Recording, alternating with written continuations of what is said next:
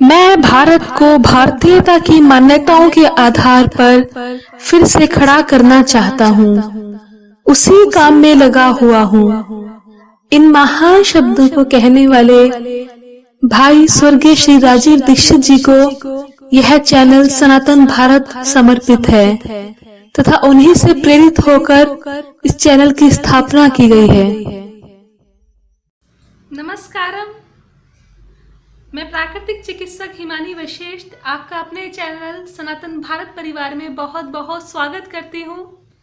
आज मैं आपसे बात करूँगी कि अगर हिचकी आ रही हैं या जिनको बहुत हिचकी आती है तो उसके लिए तत्काल क्या प्रभावी उपाय है।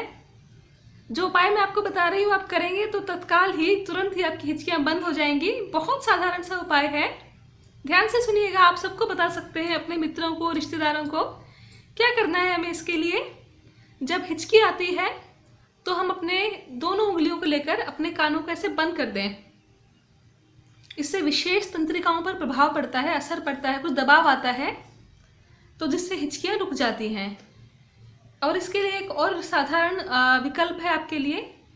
अदरक लेकर अदरक के छोटे छोटे से टुकड़े बनाएं और उसको चूसें। जब हिचकी आ रही है तो उसको धीरे धीरे चूसने से, धीरे धीरे उसका रस लेने से अदरक के टुकड़ों का, उससे भी हिचकी रुक जाती है। ये दोनों आपके उपाय हैं।